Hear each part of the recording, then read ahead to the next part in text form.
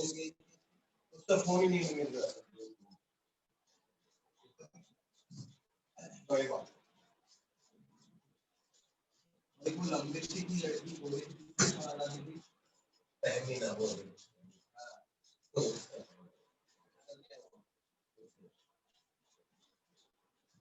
वो तो TikTok TikTok पे हो गई थी है ना, देखा अपने भाई के साथ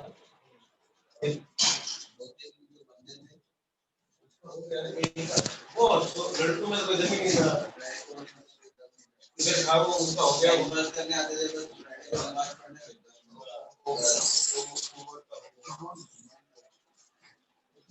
और how do you do sir, how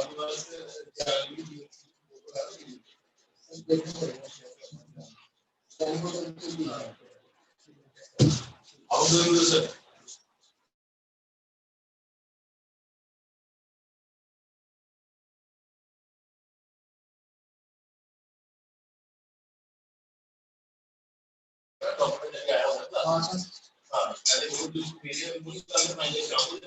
सुनो फीस के लिए सबको ढूंढना बोल रहा है टाइम ये तो आपको बोला लिस्ट मेरे भाईजान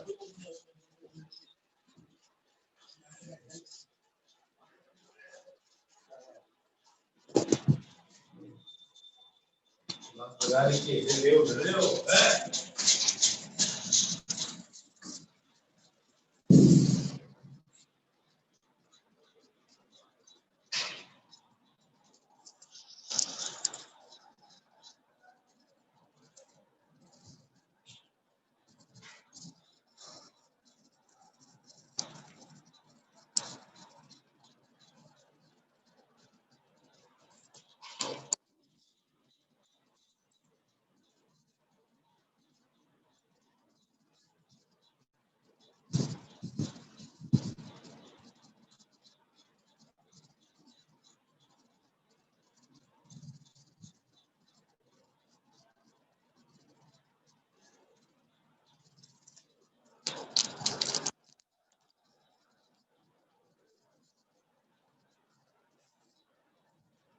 आवाज आ रही है क्या?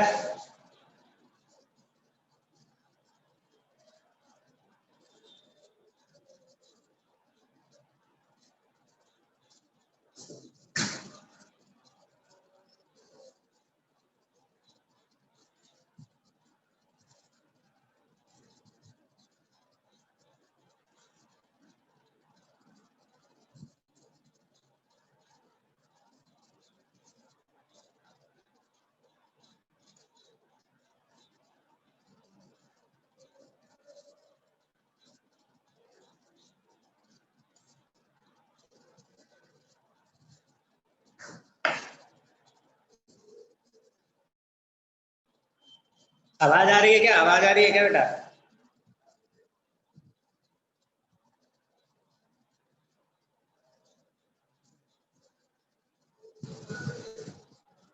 हाँ चलिए ठीक है, स्टार्ट करते हैं।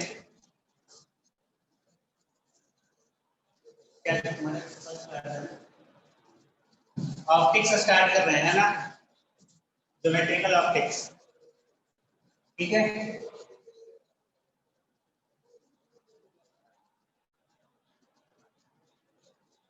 ठीक है,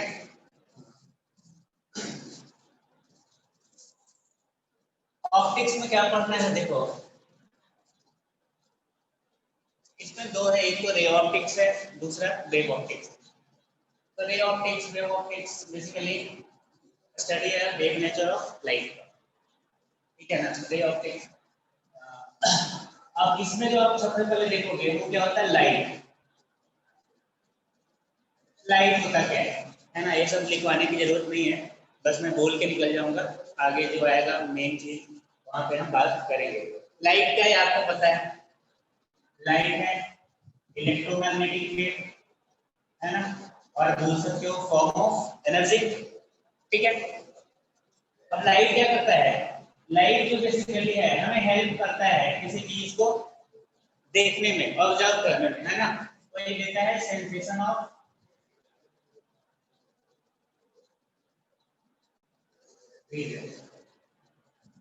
इलेक्ट्रोमैग्नेटिक वेव की बात करोगे तो वाइड रेंज है इसका, है ना। इधर बात करोगे तो रेडियो वेव, माइक्रोवेव, है ना, इंफ्रारेड, फिर आएगा, फिर होता है विजुअल रीजन, फिर अल्ट्रा, एक्सरे, गामा रे, है ना। ये सारे इलेक्ट्रोमैग्नेटिक वेव है। मतलब है तो मैं स्केल पे बना रहा हूँ, इसका मतलब इसमें जाओगे तो फ्रीक्वेंसी जो है वो बढ़ेगी और बोलो तो वेवलेंथ दिखेगी।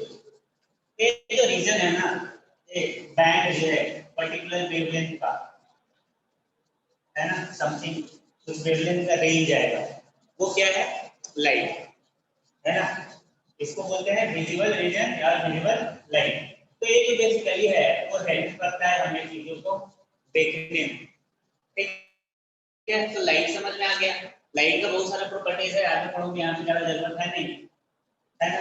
दूसरा, लाइट की अगर बात करेंगे तो मीडियम चेंज करता है तो स्पीड ऑफ लाइट चेंज हो जाता है, ठीक है। तो ये हो गया। अब आगे देखो,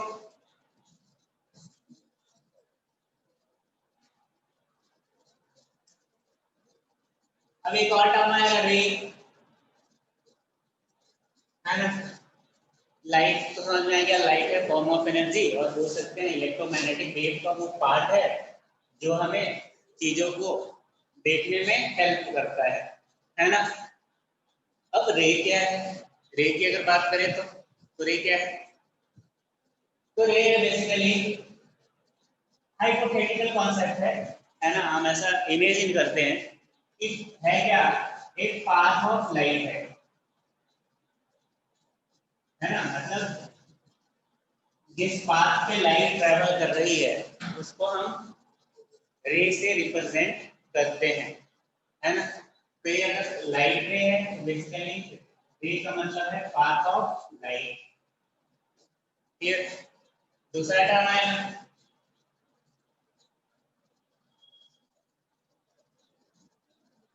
बीम। बीम क्या है भाई, तो क्या है, बेसिकली बोल सकते हो बंडल्स ऑफ रे, ठीक है, बहुत सारे रे का कलेक्शन,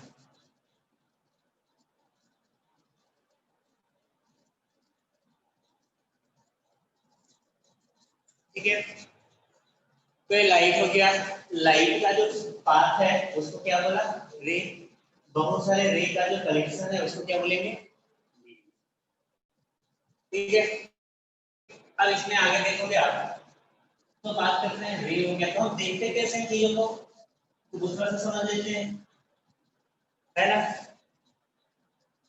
तो देखने से पहले आपको समझना पड़ेगा ऑब्जेक्ट और इमेज क्या होता है। तो आते हैं ऑब्जेक्ट पे,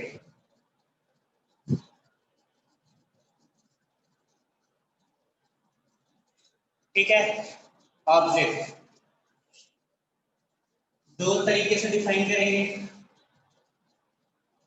एक तो है रियल, दूसरा virtual. Real object, virtual object, थोड़ा सा लिख के जाओ, हल्का हल्का सिर्फ नाम लिख के जाओ, बस लिखने की जरूरत है। Real object, virtual object.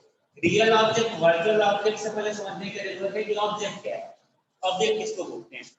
तो आपके लाइन में ऑब्जेक्ट का कुछ भी मतलब हो सकता है, लेकिन ऑप्टिक्स में जो डेफिनेशन है ऑब्जेक्ट का, मैं उसका बात कर रहा हूँ, ठीक है। मान लीजिए ऑप्टिकल इंस्ट्रूमेंट है, ऑप्टिकल डिवाइस है। ऑप्टिकल डिवाइस मतलब ऑप्टिकल एलिमेंट बोल लो, ऑप्टिकल डिवाइस बोल लो। इसका मतलब है कि हो सकता है मिरर हो, ठीक है, लेंस हो, आई हो, कोई भी चीज हो जो ऑप्टिकली, जो बेसिकली ऑप्टिकल है ना। तो ऑब्जेक्ट जो डिफाइन होता है वो बेसिकली डिफाइन होता है with respect to optical element. मतलब मिरर से के रेस्पेक्ट में, लेंस के रेस्पेक्ट में अगर आप डिफाइन करोगे ऑप्टिकल एलिमेंट को, तो हम उसी के टर्म में करते हैं। ऑब्जेक्ट जो बेसिकली होता है वो होता है intersection point of, intersection point of incident ray. Hello,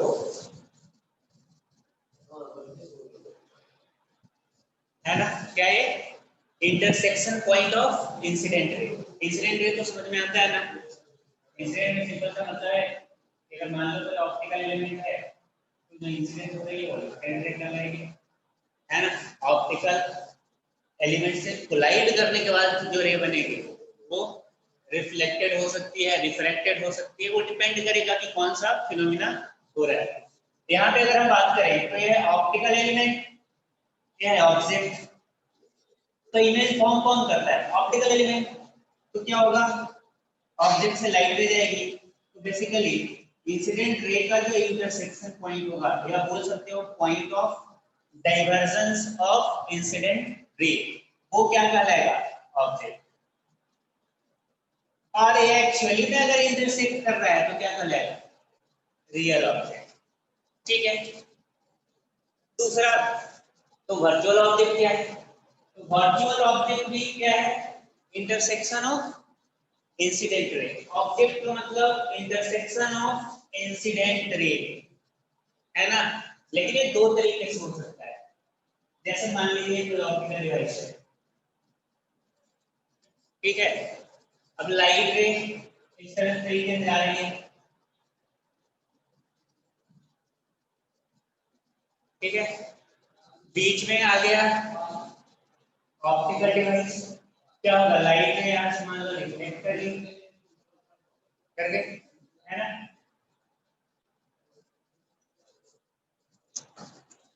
तो यहाँ पे आप ध्यान से देखो तो इंसिडेंट रे जो है वो आगे जाके कहीं पे इंटरसेक्ट करने वाली थी,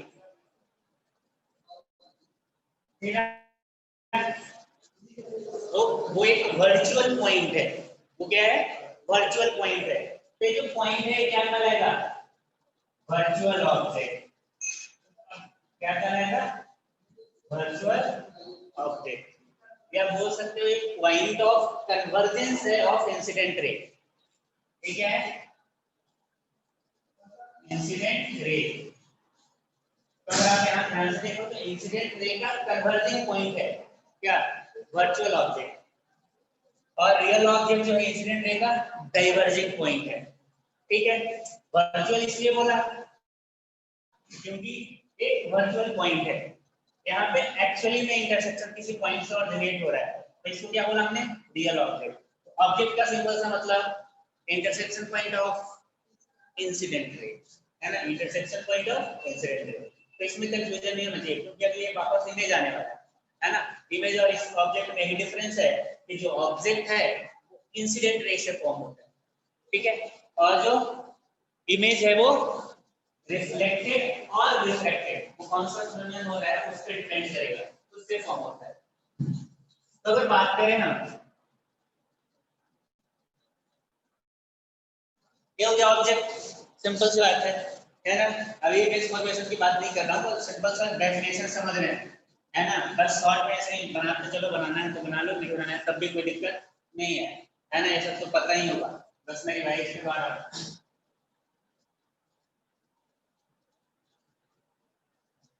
इमेज, ठीक है। इमेज क्या होता है भाई? इमेज भी वापस दो टाइप का, रियल एंड वर्चुअल।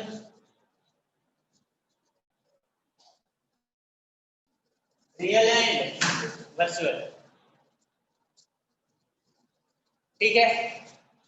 अब इमेज जो है बेसिकली क्या है? Intersection point of reflected ray. अभी हम रिफ्लेक्शन पढ़ने वाले हैं, इसके बाद फिर आएंगे रिफ्रैक्शन। देखो रिफ्रैक्शन की बात करेंगे तो रिफ्लेक्शन और रिफ्रैक्शन दोनों बोल सकते हो।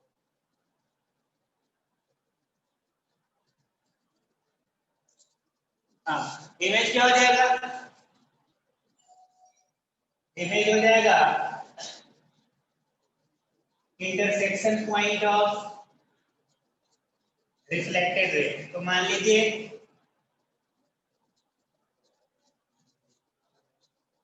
मेरा इंसिडेंट रे,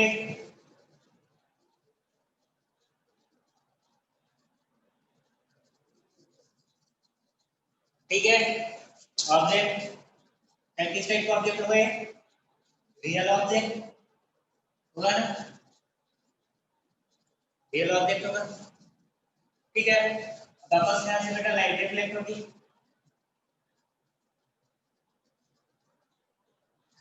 ठीक है, ये हो गया रिफ्लेक्टेड लाइट। रिफ्लेक्टेड लाइट अब ये कहीं इधर से आ रहा है, देखो आ रहा है ना।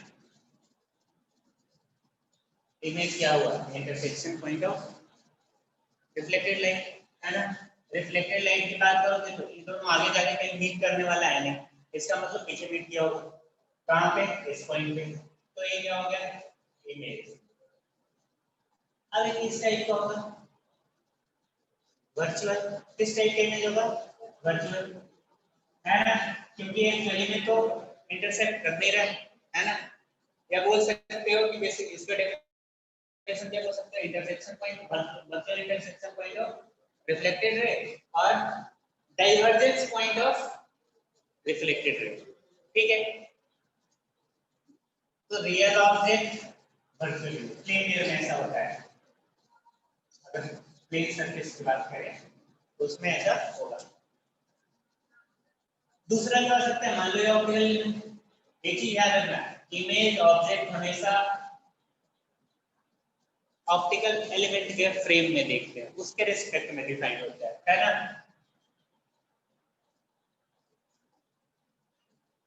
ऑब्जेक्ट का मतलब तभी है जब उसका कोई इमेज फॉर्म हो रहा है, नहीं तो ऑब्जेक्ट का ऑप्टिक्स में कोई मतलब नहीं है। चलिए ठीक है, अब मान लीजिए लाइट जैसे जाएगी। अब ऑब्जेक्ट कैसा बनता है इससे? वर्चुअल। वर्चुअल बनता है ना इधर। अभी अभी किया था थोड़ी देर पहले, वर्चुअल ऑब्जेक्ट होता है, वर्चुअल ऑब्जेक्ट। अब यहाँ से आप बात करो तो ये लाइट ऐसे रिफ्लेक्ट हो जाएगी, है ना। अभी लॉ ऑफ रिफ्लेक्शन पे आएंगे, अभी तो हम ऐसे ही सिंपली कितना पता ही होगा। इधर इंटरसेक्ट करेगा। अब क्या हो रहा है? लाइट जो है एक्चुअली में इंटरसेक्ट कर रही है। कौन सी लाइट? Reflected light. तो डिफरेंस यही है ऑब्जेक्ट एंड इमेज में, ऑब्जेक्ट इंसिडेंट रे से बनता है, इमेज रिफ्लेक्टेड रे से बनता है। तो यहाँ पे क्या हो जाएगा? Real image. तो वर्चुअल ऑब्जेक्ट का रियल इमेज। क्लियर है? और ऑल ऑब्जेक्ट को दो तरीके से डिफाइन करते हैं। दूसरा तरीका ये एक होता है पॉइंट ऑब्जेक्ट, दूसरा होता है एक्सटेंडेड ऑब्जेक्ट। एक होता है पॉइंट ऑब्जेक्ट और एक होता है एक्सटेंडेड ऑब्जेक्ट। तो पॉइंट ऑब्जेक्ट एक्सटेंडेड ऑब्जेक्ट में कंफ्यूजन है। एक दूसरा है पॉइंट ऑब्जेक्ट मतलब जो सोर्स ऑफ इंसिडेंट रे है वो किसी एक पॉइंट पे है ना। अगर सोर्स ऑफ इंसिडेंट रे किसी एक पॉइंट पे हो तो हम क्या बोलेंगे? Point object. मतलब जो भी इंसिडेंट रे आएंगे वो इसी पॉइंट से आएंगे। ठीक है, एक्सटेंडेड ऑब्जेक्ट मतलब अब मान लीजिए कोई ऑब्जेक्ट है तो बेसिकली ये क्या है? Collection of point object. इसमें बहुत सारे पॉइंट ऑब्जेक्ट हैं, आप इसको छोटे छोटे पॉइंट ऑब्जेक्ट के फॉर्म में देख सकते हो, है ना। तो एक्सटेंडेड ऑब्जेक्ट मतलब कलेक्शन ऑफ पॉइंट ऑब्जेक्ट। तो ये हो गया लाइट। समझ में आ गया लाइट क्या है? ऑब्जेक्ट, इमेज और types of object and image, है ना। ये तो थोड़ा बेसिक बेसिक था।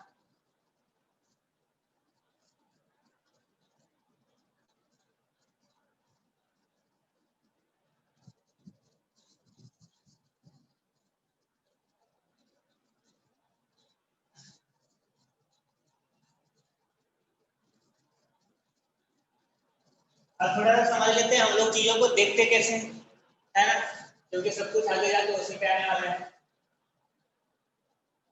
है ना। तो ये है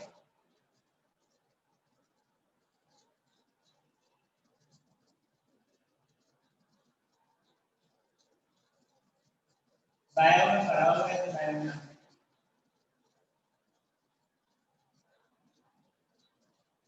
आई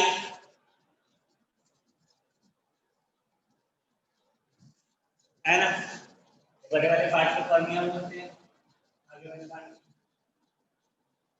ठीक है। ये जो ब्लैक वाला पार्ट है आपको दिखता है आंखों में, वो होता है आइरिस,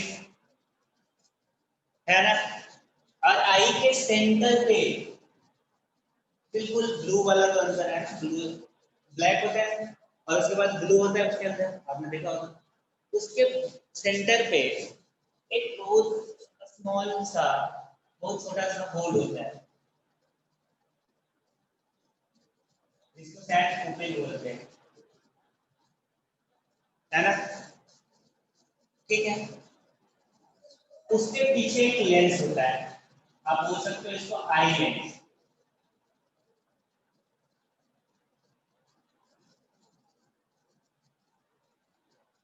क्या बोल सकते हो, आई लेंस। वो कनेक्टेड होता है सिलियरी मसल्स से, मसल्स से वो जुड़ा हुआ होता है। उसके पीछे वाले पार्ट में ये जो है वो रेटिना कहलाता है, तो पीछे वाले सरफेस का जो वॉल है रेटिना, और आगे वाला जो पार्ट है मतलब कॉर्निया या जो भी बोलते हैं आईज, इसके बीच में जो डिस्टेंस है वो कांस्टेंट रहता है, ये फिक्स है। एवरेज वैल्यू है जानती है जो कि एक जो डिस्टेंस है वो फिक्स है। अब हम लोग देखते कैसे हैं भाई, तो इसमें मैं एक कॉर्निया हो गया, आइरिस हो गया, उसके बीच में पुपिल, पीछे वाला पार्ट रेटिना, ये रेटिना, और यहाँ पे रॉड्स एंड कोन्स होते हैं, है ना, और ये है नर्व सिस्टम, ये है नर्व सिस्टम। तो पुपिल जो है वो अलाउ करता है लाइट को इंटर करने में, क्या करता है, अलाउ टू एंटर लाइट, ये छोटा सा होल है वो लाइट को बाहर से अंदर की तरफ इंटर करने में अलाउ करता है। आपने देखा होगा वो अपने साइज को, रेडियस को कम या ज्यादा करता है अकॉर्डिंग टू जरूरत, है ना। तो बेसिकली वो कंट्रोल करता है इंटेंसिटी ऑफ लाइट को।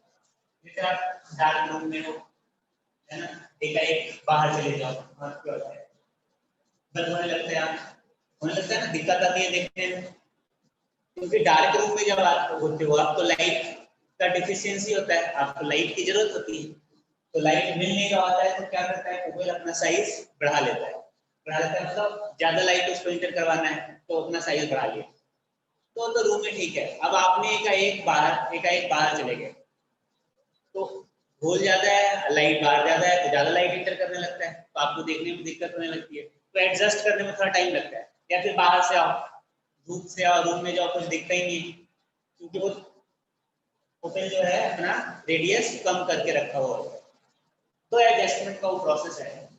तो फिर इसका काम क्या है, अलाउ करना इंटेंसिटी ऑफ लाइट को कितना इंटर करे, क्योंकि लाइट भी जो है वो क्या करने वाला है, इमेज का फॉर्मेशन, लाइट का इंटेंसिटी जितना अच्छा होगा उतना अच्छा इमेज का फॉर्मेशन होगा। पीछे वाला जो एक लेंस है, ये लेंस जो है वो इमेज फॉर्म करता है, और ये जो लेंस है आई लेंस, ये जेली टाइप का लिक्विड होता है, लिक्विड का थैली टाइप का आप समझ सकते हो, और एक कन्वेक्स लेंस होता है,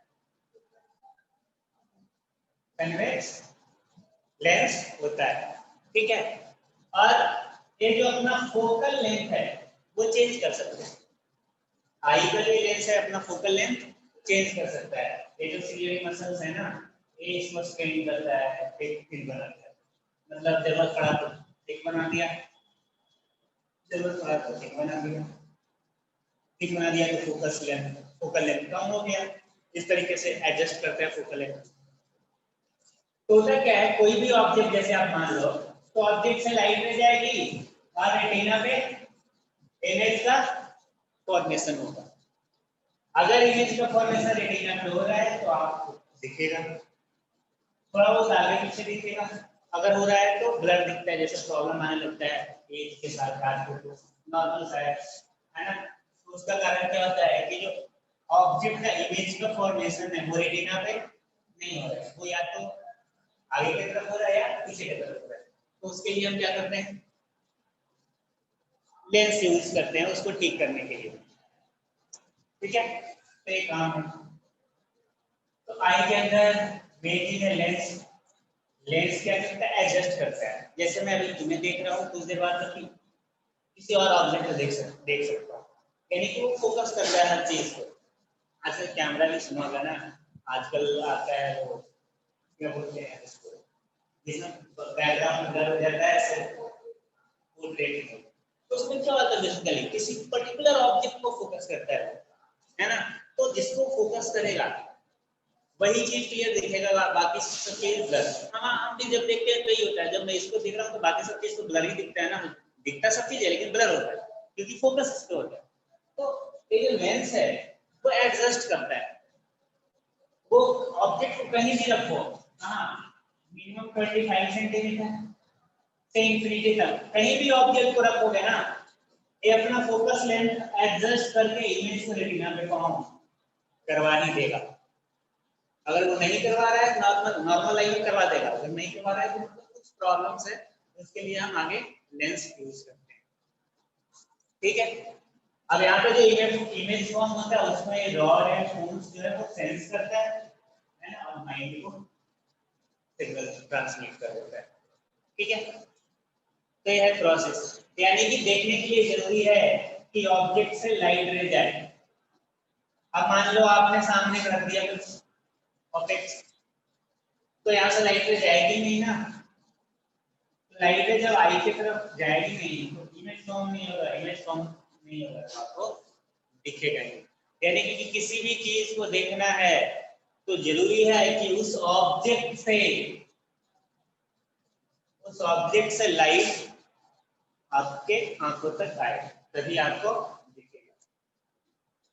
ठीक है, तो ये हो गया।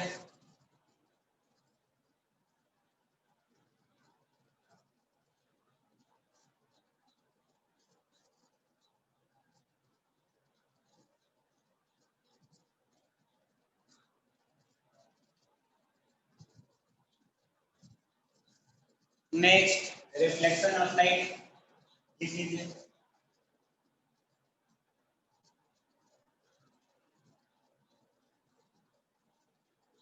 लिखूंगा नहीं, पता ही आपको है ना, पता है ना, reflection of light, reflection of light. First law क्या है, रिफ्लेक्शन ऑफ लाइट क्या है, बेसिकली जब light ray to two different medium के बाउंड्री से स्ट्राइक करती है, जब light ray two different medium के बाउंड्री से स्ट्राइक करती है तो सम पार्ट ऑफ एनर्जी जो है वो वापस सेम मीडियम में रिफ्लेक्ट बैक कर जाती है, कुछ ट्रांसमिट कर गया देन वापस आ गया, है ना। ठीक है, तो ये जो फिनोमिना है एनर्जी को वापस सेम मीडियम में थ्रो करने का, वापस इसको बेंड कर दिया, वापस सेम मीडियम में थ्रो कर दिया, इस फिनोमिना को क्या बोलते हैं, रिफ्लेक्शन ऑफ लाइट, है ना। अभी जो लाइट इंसिडेंट हो रही है उसको क्या बोलेंगे, इंसिडेंट रे, है ना। जो लाइट लाइट रिफ्लेक्ट हुई है उसको बोलेंगे रिफ्लेक्टेड रे, है ना। अब बाकी जो दूसरी लाइट है जो भी है ये कहलाएगी रिफ्रैक्टेड रे।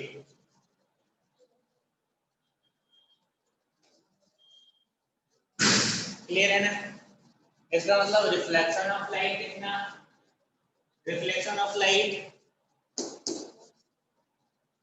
मतलब इंसिडेंट रे किसी दो मीडियम के बॉर्डर से कोलाइड करेगी, कुछ पार्ट ऑफ एनर्जी दूसरे मीडियम में, कुछ part of energy same medium में है ना, वापस आ गया, तो ये वापस आने का जो फिनोमेनन है उसको क्या बोलते हैं, रिफ्लेक्शन ऑफ लाइट। और एक क्या था कि reflected ray, incident ray, refracted रे। क्लियर, सही हो गया, सिंपल सा है, पहले से पता है आपको। लॉ है इसके, फर्स्ट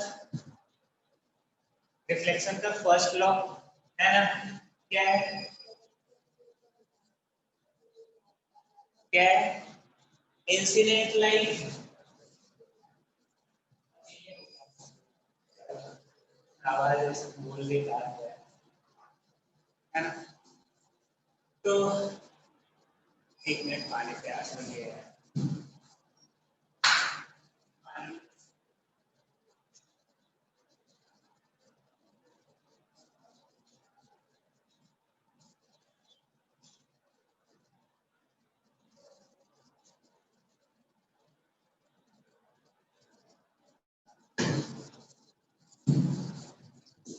हाँ,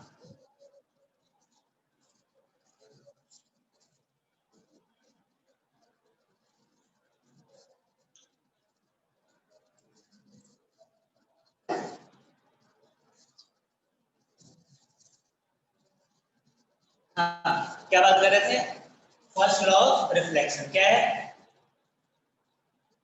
इंसिडेंट रे, ठीक है, यहाँ से कुछ नहीं, वापस ले क्या करना है कि रिफ्लेक्टेड रे, इंसिडेंट बड़ा बनाता हूँ, उसमें दिख ही रहे, रिफ्लेक्टेड, ठीक है, दे सकते ले सकते ये हो गया नॉर्मल, ठीक है।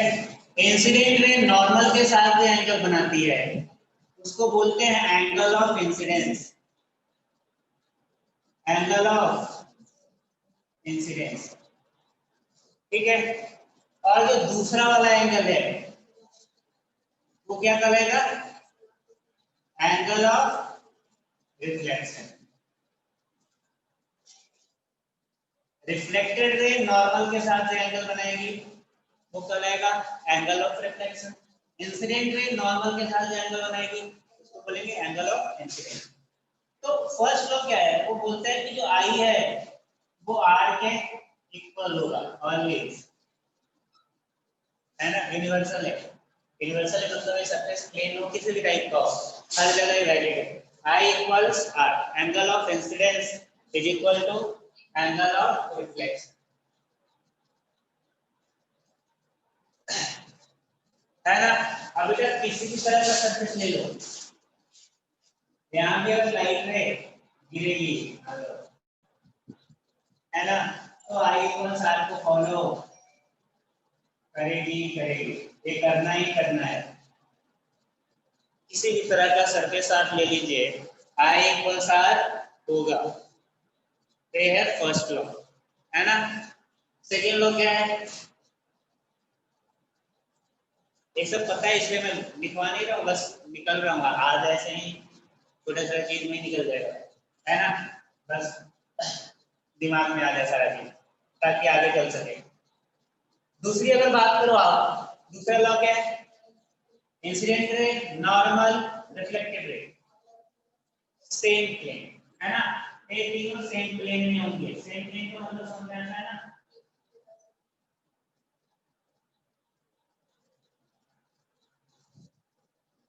अरे यार कहने का मतलब ऐसे नहीं है,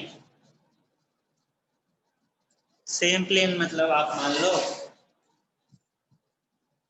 तो ऊपर वाला जो है नॉर्मल, ये ऐसे ही होगा, है ना, सेम प्लेन मतलब एक प्लेन में है ना। ऐसा नहीं कि ये इसको आपने ऐसे बना दिया, इंसिडेंट है ऐसे, रिफ्लेक्टेड है ऐसे नहीं कर सकते, ये सेम प्लेन, ठीक है। तो क्या हो गया, incident ray normal and reflected ray ये क्या होंगे, सेम प्लेन में, ठीक है। आई पर साल होगा, अब रिफ्लेक्शन दो टाइप का होता है ना? रिफ्लेक्शन भी दो टाइप का होता है। पहला अगर बात करें तो reflection from regular surface, reflection from regular surface. Reflection from regular surface से मतलब क्या है? Plane surface.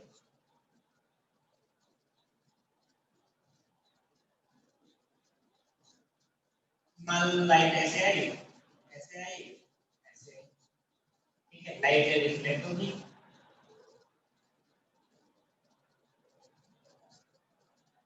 है ना?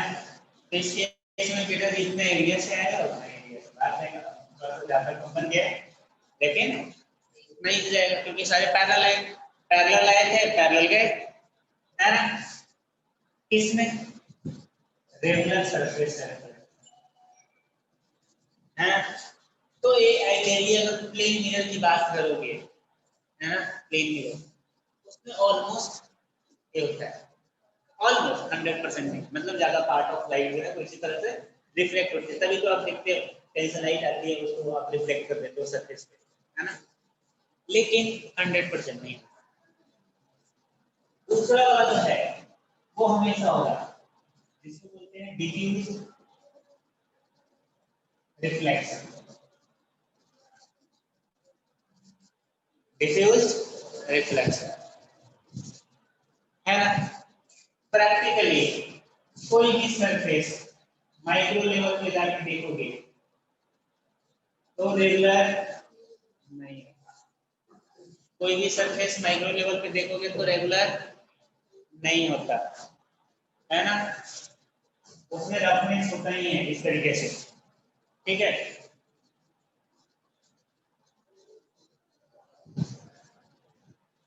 तो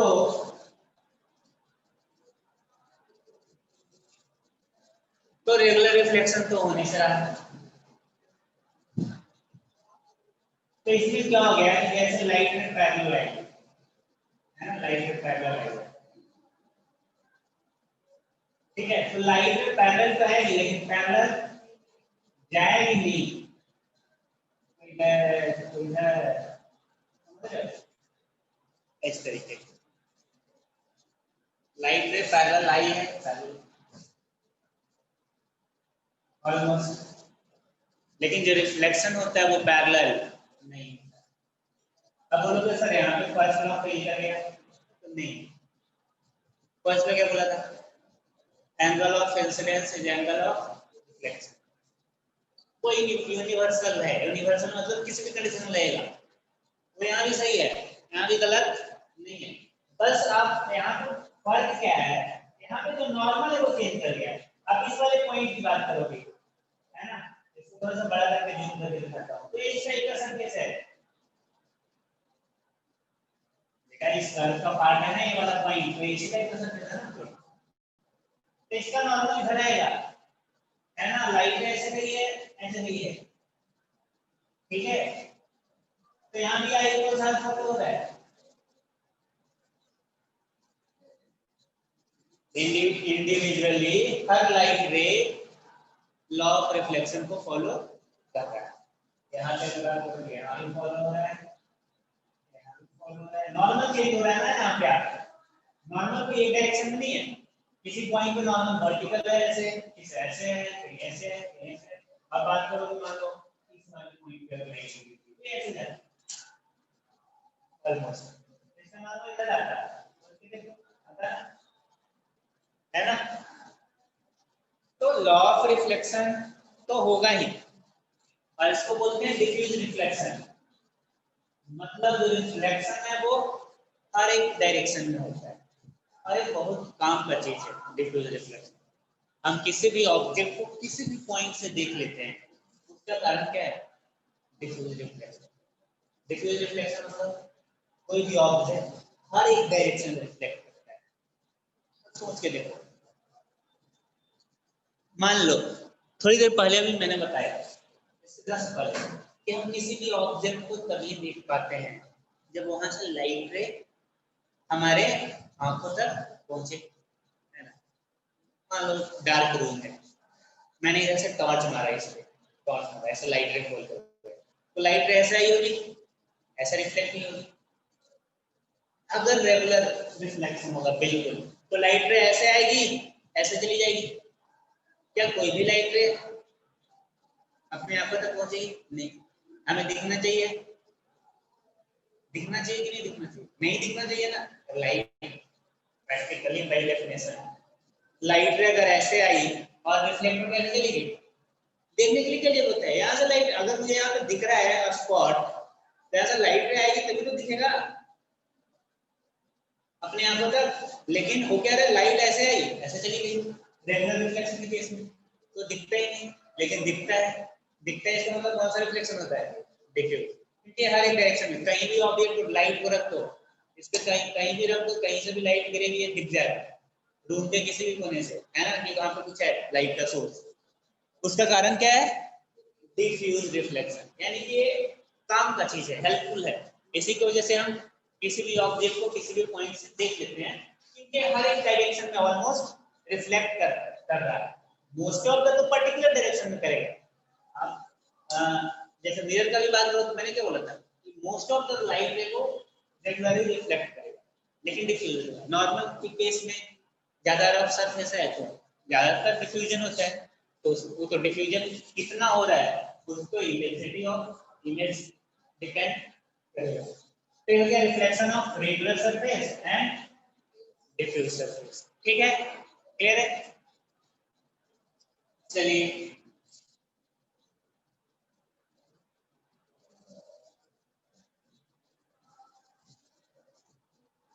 नेक्स्ट लिखिए रिफ्लेक्शन फ्रॉम प्लेन सरफेस।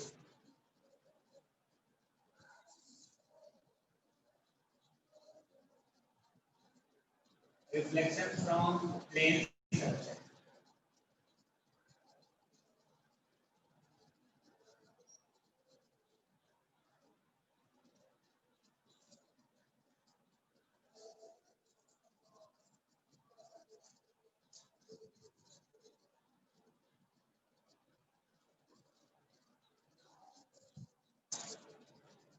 ठीक है,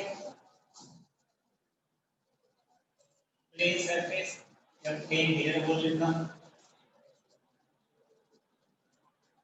प्लेन मिरर क्या है बता देता हूँ, पता ही होगा आपको। प्लेन मिरर क्या होता है? मान लो आपने एक रेक्टेंगुलर ग्लास ग्लास शीट लिया, आपने क्या किया, एक रेक्टेंगुलर ग्लास शीट लिया, ग्लास, उसके एक सरफेस को पॉलिश कर देते हैं। पॉलिश करने का मतलब सिल्वर का लेयर चढ़ा देते हैं, एक साइड से हम क्या करते हैं, सिल्वर का लेयरिंग कर देते हैं। तो जब एक सरफेस को आप लेयरिंग करते हो ना, पॉलिश करते हो ना, तो जो दूसरा सरफेस होता है ग्लास का सामने, इसके सामने तुम रोज अपने फेस को रखते हो, है ना, उसको क्या बोलते हैं? Reflecting surface. क्या बोल गया? रिफ्लेक्टिंग सरफेस दूसरा है। ठीक है, तो इसको हम जनरली नॉर्मल ऐसे बना लेते हैं ग्राफिकली समझने के लिए, है ना। तो सामने वाला फेस है रिफ्लेक्टिंग, पीछे वाला पॉलिश, और ये क्या है? मैं मिरर। ठीक है ना। मान लीजिए लाइट रे से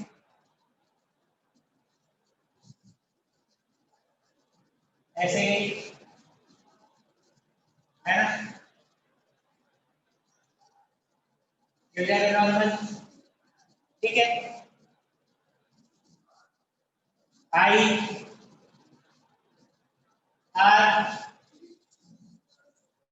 है ना, ये है इंसिडेंट रे, और ये है रिफ्लेक्टेड रे। ठीक है, लाइट इधर जा रही थी, मतलब इस लाइन पे जा रही थी। ठीक है, आफ्टर रिफ्लेक्शन इस लाइन पे गई, डेविएशन कितना हुआ? नहीं बोल रहा हूँ बेटा, जा रही थी इधर, गई इधर, तो डेविएशन ही हुआ ना, डेल्टा, है ना। डेल्टा लिखेंगे तो क्या हो जाएगा, एक टोटल एंगल कितना होगा बेटा, pi, pi minus I plus R, ठीक है, और आई आर के इक्वल, तो क्या हो जाएगा, पाई माइनस,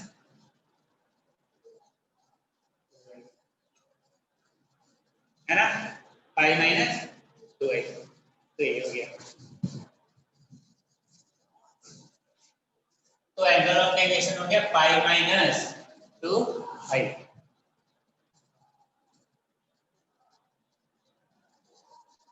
दूसरा दूसरा देखिए,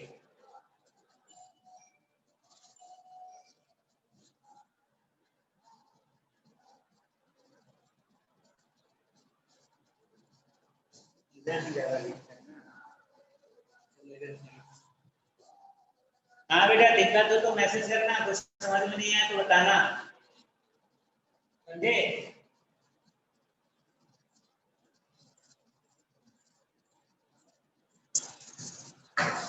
एक नॉर्मल चीज है, दूसरा देखो आप,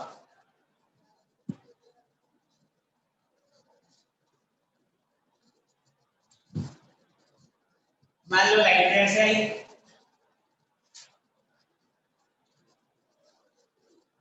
ठीक है, तो लाइट ऐसे रिफ्लेक्ट होगी, ये नॉर्मल, ये है नॉर्मल, ये हो गया आई, ये हो गया आर। मान लो थीटा से रोटेट कर दिया, हमने क्या किया, इंसिडेंट रे को थीटा से रोटेट कर दिया, ठीक है, थीटा से रोटेट कर दिया क्लॉकवाइज, पहले ऐसे जा रही थी, इनको ऐसे, अब देखते हैं इंसिडेंट रे पे क्या फर्क पड़ेगा, सॉरी रिफ्लेक्टेड रे पे क्या फर्क पड़ेगा। तो बेटा आई इक्वल साइन था, यानी कि ये वाला एंगल ये वाला एंगल तो वैसे ही होगा, तो अगर आपने रे को चेंज कर दिया, यहाँ ले आया, दूसरा तरह से बना रहा हूँ, आपने रे को चेंज कर दिया, है ना, पहले था अब सेकेंड ये हो गया, तो ये वाला एंगल क्या हो गया, I minus theta, angle of reflection क्या होना चाहिए वापस, आई माइनस थीटा, आई को साथ, है ना, यानी कि रिफ्लेक्टेड रे, यानी कि अगर ध्यान से देखो तो रिफ्लेक्टेड रे भी क्या है, थीटा से रोटेट करके, है ना, यानी कि अगर आप इंसिडेंट रे को थीटा से रोटेट करोगे तो रिफ्लेक्टेड रे भी थीटा से रोटेट कर जाएगा, लेकिन अपोजिट सेंस में। इसको कैसे रोटेट किया था, क्लॉकवाइज, ये कैसे रोटेट हुआ, यानी कि अपोजिट सेंस। तो एक पॉइंट चाहो तो मेंशन कर लो, है ना, अगर लाइट रे को हम रोटेट करते हैं with angle theta, incident ray को, तो रिफ्लेक्टेड रे भी एंगल थीटा से रोटेट कर जाता है, लेकिन अपोजिट सेंस में।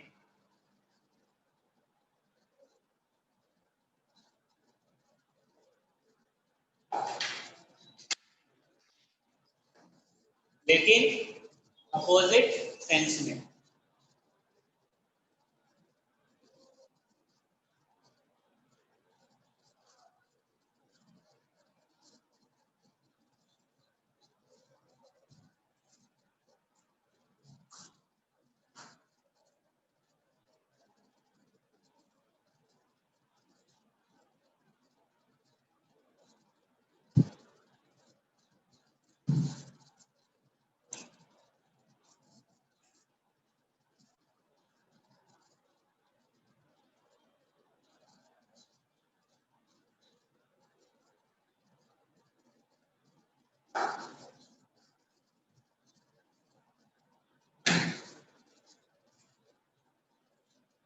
क्या, चलिए आगे देखते हैं। तो दो चीज, एंगल को अगर थीटा सॉरी इंसिडेंट रे को थीटा से रोटेट करेंगे तो रिफ्लेक्टेड रे भी थीटा से चेंज कर जाएगा, रोटेट कर जाएगा, लेकिन अपोजिट सेंस। ओके, एक और वो मिरर वाला था जो किया होगा पहले में, जैसे मान लो मिरर को थीटा से रोटेट कर दिया है ना, ये मिरर लाइट ऐसे गिर रही थी, ऐसे रिफ्लेक्ट हो रही थी,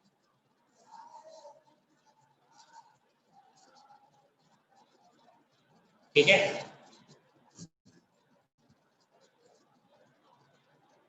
ये है normal incident ray, reflected ray, ठीक है। इनिशियल पोजीशन था एनोड, अब इस मिरर को सपोज रोटेट कर दिया हमने, है ना, क्या कर दिया, रोटेट कर दिया थीटा एंगल से, है ना, न्यू पोजीशन बना दिया। अब इससे फर्क क्या पड़ा भाई, तो फर्क क्या पड़ा बेटा, जो नॉर्मल है वो भी चेंज हो गया होगा, हो गया होगा ना, कितने से, थीटा से, सही है। और एक पहले क्या था, आई, तो अब दूसरे वाले मिरर के लिए M2 के लिए इंसिडेंट एंगल क्या हो गया, आई प्लस, ये बोल रहा हूँ, है ना। तो रिफ्लेक्टेड में जो नया वाला है, पहला वाला था, दूसरा वाला जो रिफ्लेक्टेड रे है नया वाला उधर आएगा, आएगा ना। और वो नॉर्मल से कितना एंगल बनेगा, आई प्लस, सही है ना। हमें क्या निकालना है, हमें निकालना है पहला और दूसरे वाले के बीच का एंगल, ये वाला, तब कितना होगा।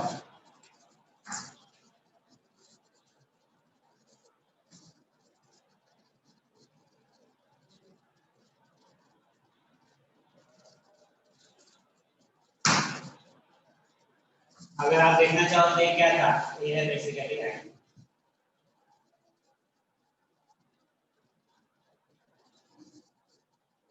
पहला वाला नॉर्मल, पहला वाला रिफ्लेक्टेड एंगल, आई आई, ये होगा ना।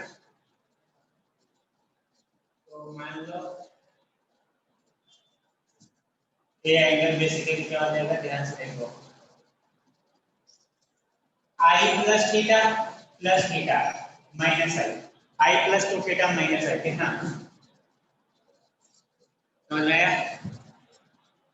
बेटा ये है ना, इनटू दूसरा वाला नॉर्मल और आई प्लस थीटा, अरे कितना है थीटा, फिर थीटा कितना हो गया, आई प्लस टू थीटा, है ना, आई प्लस टू थीटा, हमको क्या माइनस करना है इसमें से, आई, तब ये मिलेगा ना हमें, ठीक है। क्लियर है, यानी कि अगर मिरर को थीटा से रोटेट करते हो, ठीक है, तो मिरर को कैसे रोटेट किया था, क्लॉकवाइज, है ना, रिफ्लेक्टेड रे किधर गया, क्लॉकवाइज, यानी कि सेम सेंस में रिफ्लेक्टेड रे टू थीटा से रोटेट कर जाएगा।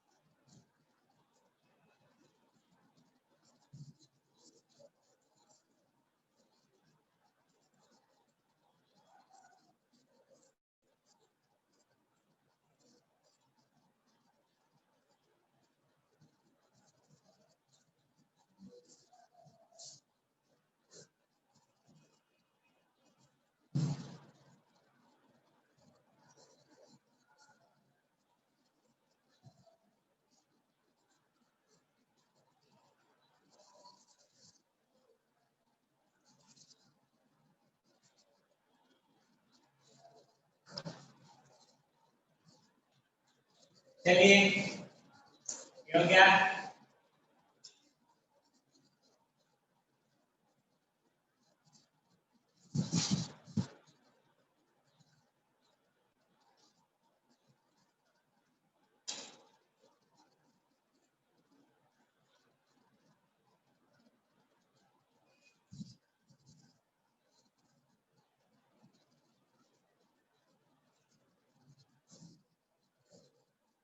Image formation,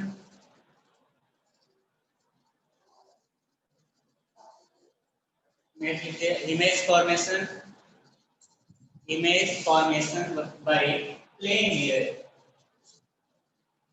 image formation by plane mirror, plane mirror से image formation। देखिए मान लो एक मिरर है,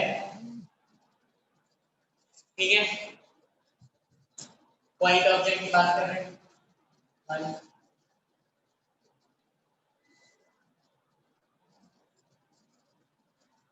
है ना। मान लीजिए ऑब्जेक्ट है, ठीक है, लाइट के जाएगी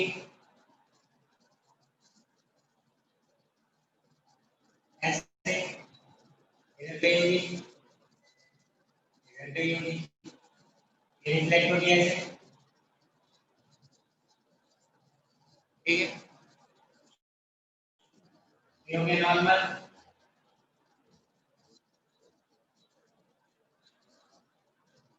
है ना। फिर यहाँ से लाइट ऐसे रिफ्लेक्ट होगी, ये नॉर्मल,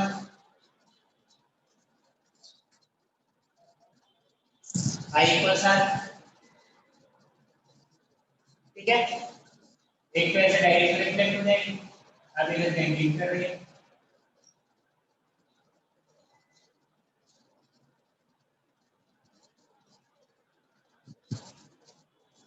है ना। यानी कि रियल ऑब्जेक्ट, ऑब्जेक्ट कैसा है रियल, इमेज कैसा है वर्चुअल।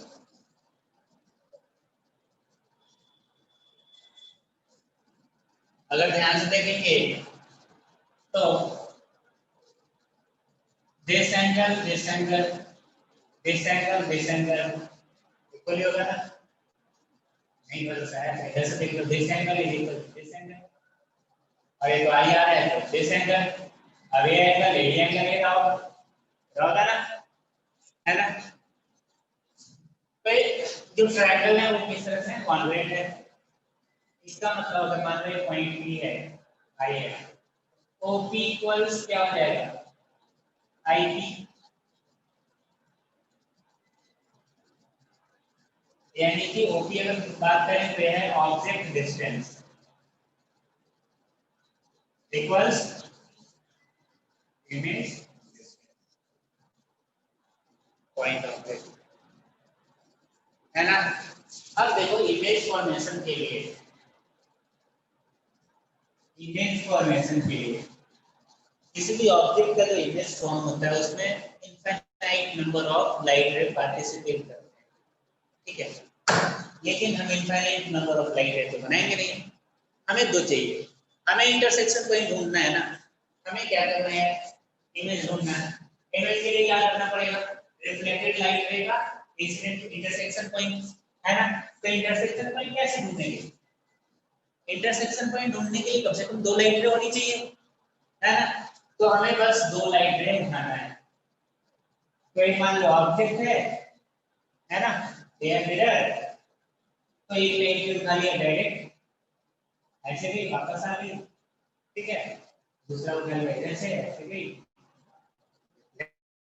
देखो भी, ठीक है, इसका रिफ्लेक्टेड रे का बात करो ये वाला तो लगेगा ना इधर से आ रही है, ठीक है, इस वाले का बात करोगे तो आपको कर लिया, तो कोई भी दो लाइट रे आप ले सकते हो, दो ही चाहिए उससे ज्यादा नहीं ले सकते, तो पॉइंट लगाओगे। दूसरा एक और चीज आता है field of view, field of view,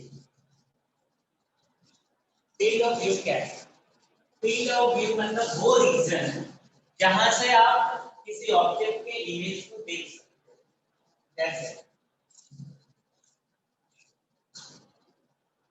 जैसे इस वाले मिरर की अगर बात करें तो ऑब्जेक्ट हो गया, इसको फटाफट करो अगर फील्ड ऑफ व्यू देखते हैं इसमें।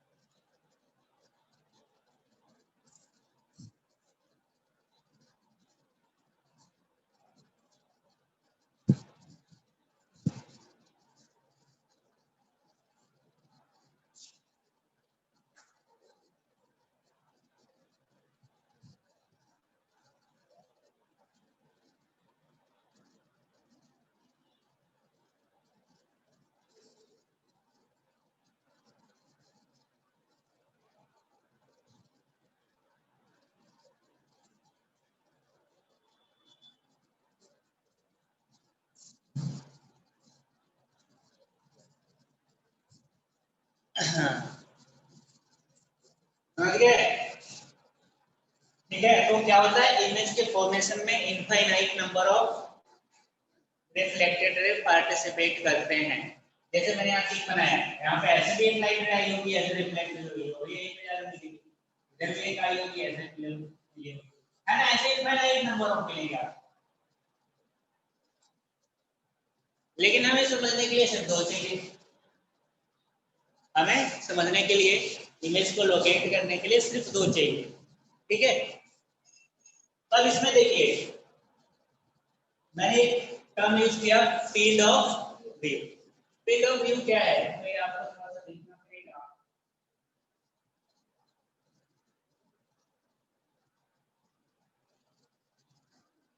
फील्ड ऑफ व्यू का मतलब है, जैसे मान लो मिरर है, अरे ऑब्जेक्ट है, ठीक है, तो अगर ये ऑब्जेक्ट है तो इसका इमेज बनेगा, इधर सेम डिस्टेंस मिरर नहीं बनेगा। अभी देख लिया हमने, है ना, कि प्लेन मिरर के केस में object distance image distance equal होता है। तो अगर यहाँ पे ऑब्जेक्ट रखा है तो इधर इमेज बनेगा। लेकिन ये इमेज कहाँ कहाँ से हम देख सकते हैं? क्या यहाँ पे हम अगर मान लो मिरर है, हम यहाँ पे खड़ा हो जाए तो क्या हमें इमेज दिखेगा? क्या मिरर खड़ा हो जाए या फिर इधर खड़ा हो जाए तो क्या इमेज दिखेगा? इस चीज को कौन बताएगा? Field of view. Field of view मतलब वो रीजन जहां से आप ऑब्जेक्ट के इमेज को देख सकते हैं। तो चलो डिसाइड करते हैं कहां तक हम देख सकते हैं, है ना। तो ऑब्जेक्ट इमेज फॉर्मेशन में ऑब्जेक्ट से एक लाइट रे आई होगी जो मिरर के इस एंड पे गई होगी ना, इधर तो बहुत सारा गई होगी, लेकिन लास्टली जो लास्ट लाइट में होगा वो इधर आया होगा, इस एंड पे आया होगा ना, बोलो। और वो लाइट में रिफ्लेक्ट होके इधर, सही बोल रहा हूँ, है ना। इसी तरीके से इस एंड पे भी एक लाइट लगी होगी, है ना, और रिफ्लेक्ट होके वापस इस रीजन में गई होगी। इसके बीच में बेटा जितनी भी लाइट होगी ना, लाइन के आगे इसी के अंदर आएगा, आएगा कि नहीं आएगा? सही बोल रहा हूँ? यानी कि इमेज का जो फॉर्मेशन हो रहा है, इमेज का जो फॉर्मेशन हो रहा है उसमें जो दो लास्ट रे है, एक इधर नीचे का लोअर लास्ट है, अपर लास्ट, इसके बाहर कोई रे नहीं है जो इस इमेज को फॉर्म कर रहा है क्या? नहीं कर रहा है। तो अगर मान लो आप यहाँ पे हो तो आपके पास इमेज से कोई लाइट रे नहीं आएगी, तो नहीं आएगी, दिखेगा नहीं, दिखेगा क्या? नहीं दिखेगा ना, नहीं समझे? नहीं समझे? हाँ, तो ये जो रीजन है, यहाँ पे अगर आप कहीं भी खड़े हो इस रीजन तो आपको इमेज दिख जाएगा, इसके बाहर खड़े रहोगे तो इमेज नहीं दिखेगा। यहाँ लाइट ही नहीं आ रही, कहाँ दिखेगा? इमेज तो हमेशा फॉर्म करेगा। साइड मिरर देखा है ना, साइड मिरर पीछे का इमेज बनाता है, लेकिन हमें एडजस्ट करना पड़ता है ना देखने के लिए। अगर मुझे पीछे किसी को देखना है या फिर गाड़ी को ही देखना है तो हम एडजस्ट करके रखते हैं उसको, यानी कि हम उसके फील्ड ऑफ व्यू में आते हैं। मतलब हम यहाँ तो फील्ड व्यू में जाए या फील्ड ऑफ व्यू हमारे रीजन में आ जाए, तो वहां पर कार का सीट को चेंज नहीं कर सकते, तो हम मिरर के अलाइनमेंट को चेंज करते हैं ताकि फील्ड ऑफ व्यू हमारे अंदर आ जाए, है ना? तो हमें पीछे वाली इमेज दिखती है। अब मान लो ऐसा हो जाता,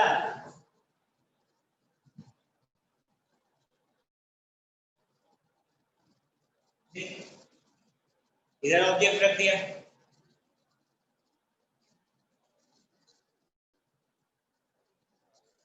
ठीक है? तो अगर इधर ऑब्जेक्ट रखा है तो क्या होगा? दोनों एंड पे लाइट आ जाएगी, वही एक्सट्रीम होगी। हमें एक्सट्रीम देखना है, बाकी सब बीच में होगा, है ना? तो एक लाइट पे इस एंड पे मिरर के आई इक्वल्स आर, ठीक है? दूसरा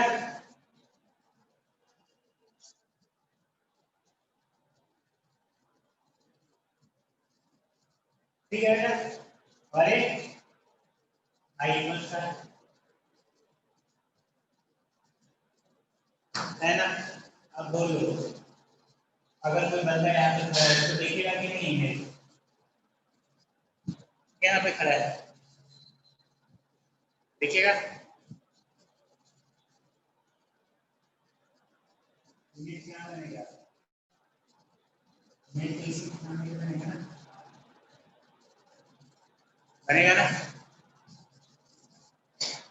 तो फील्ड ऑफ व्यू कौन सा है? फील्ड ऑफ व्यू जहां से इमेज दिखेगा, मतलब जिस रीजन में लाइट रिफ्लेक्ट होकर जा रही है, तो कौन सा रीजन है वो? यही है ना?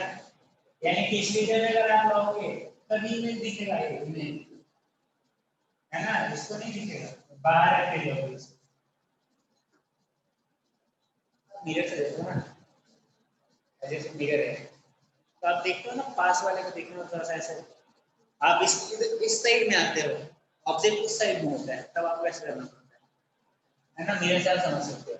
तो ये फील्ड ऑफ व्यू है, ऑब्जेक्ट इधर है, इमेज हमेशा फॉर्म होगा, दिखना ना दिखना डिपेंड करेगा आप कहाँ पे हैं।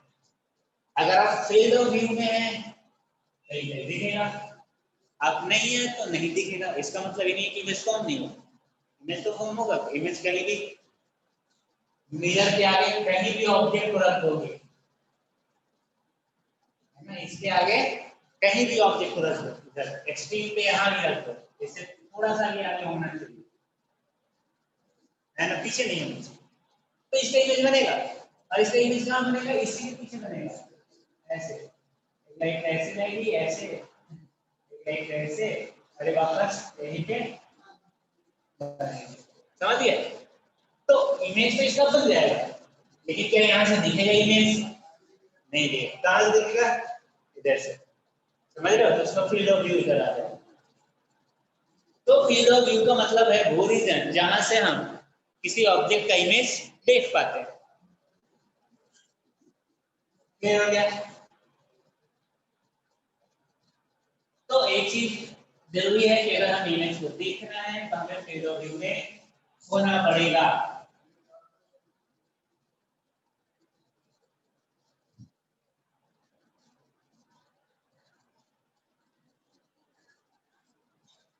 हमें फील्ड ऑफ व्यू में होना पड़ेगा।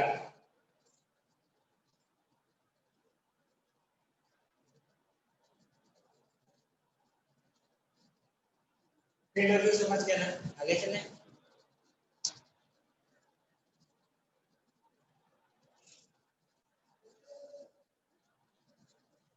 चलिए ये हो गया।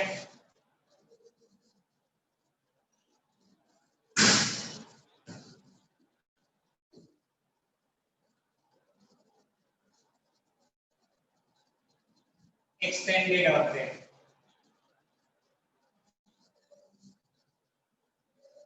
अभी तो पॉइंट इमेज ऑब्जेक्ट का इमेज बनाया था, है ना। एक्सटेंडेड ऑब्जेक्ट का देख लेते हैं।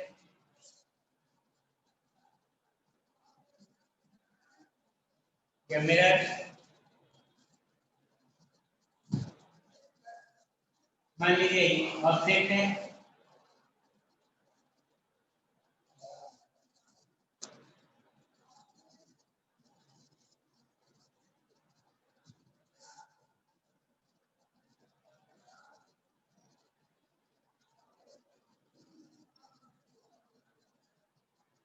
ठीक है, ये मान लिया ऑब्जेक्ट है ना। तो एक्सटेंडेड ऑब्जेक्ट क्या बोला था? Collection of point object. क्या था extended object? Collection of point object. तो बेसिकली बहुत सारे पॉइंट ऑब्जेक्ट्स रखे हुए हैं, तो जब हम इमेज फॉर्म करेंगे तो इतने सारे पॉइंट्स का इमेज फॉर्म तो नहीं कर सकते, है ना। इतना सारा फॉर्म करेंगे इसमें टाइम निकल जाएगा, है ना। तो हमें क्या करना है कि दो पॉइंट चूज करना है, एक लोअर और एक टॉप। ठीक है, हमने दो पॉइंट चूज किए, एक लोअर पॉइंट और एक टॉप पॉइंट। ठीक है, लोअर पॉइंट का जो इमेज है वो तो इसी पॉइंट पे बन जाएगा, इसमें सोचने की कोई जरूरत है ना। चाहो तो लोअर का बना सकते हो, लेकिन बनाने की जरूरत नहीं, लोअर का तो वहीं बनेगा। अपर वाला का ये हम लोग जनरली बनाते हैं। तो एक लाइन ले लिया पैरेलल, जो गई रिफ्लेक्ट हो गई। दूसरा ले लिया जो आई इक्वल आर को फॉलो करते हुए रिफ्लेक्ट हो गई। अभी कहां से आ रही है? इधर से आ रही है ना, अरे इधर से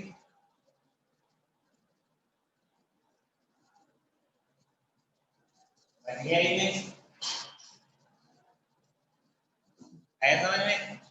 दो लाइन ले लेना है, नीचे वाले लोअर पॉइंट को बनाने की जरूरत नहीं है। अपर वाले पॉइंट का इमेज बना देंगे, लोअर वाला पॉइंट उसी पॉइंट पे मतलब उसी पैरेलल लाइन पे ले लेंगे, ड्रॉ कर देंगे। ठीक है, अब यहाँ से एक चीज पता है कि this angle equal to this angle equal to this angle, यानी कि this angle is equal to 90 मतलब कॉन्ग्रुएंट है। कॉन्ग्रुएंट का मतलब मान लो ए ओ ए आई बी पी, तो क्या क्या क्लियर हो गया? P O equals P I, congruent है तो A O equals B I, P O equals A मतलब object distance is equal to image. ठीक है, इसका मतलब height of object is equal to height of image. कहने का मतलब इमेज और ऑब्जेक्ट का साइज जो होगा वो एक समान होगा। ठीक है,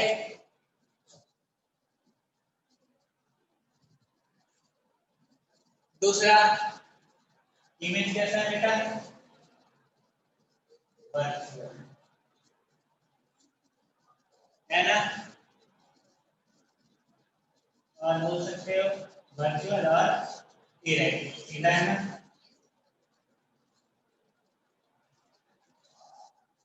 वर्चुअल एंड इरेक्ट, ठीक है। और साइज तो सेम होगा,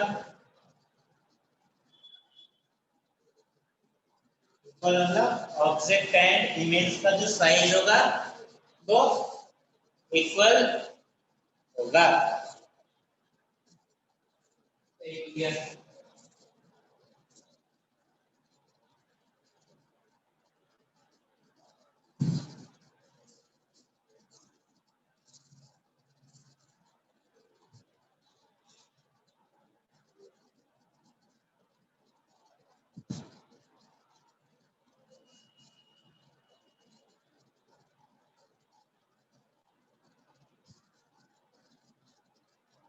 ठीक है, इससे आगे अगले क्लास में करते हैं, है ना। आगे करेंगे, छोटा मोटा चीज अभी थोड़ा बहुत बाकी है, जैसे minimum size of mirror required to see full image of its own, तो इस टाइप के है थोड़ा बहुत, और बाकी मेन पार्ट में आ जाएंगे, है ना। Okay, thank you.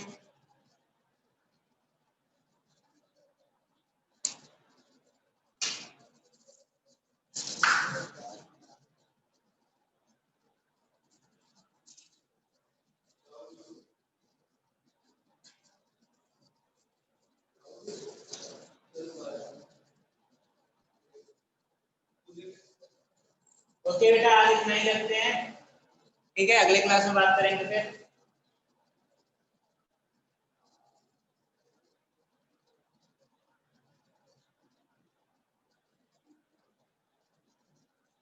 Thank you.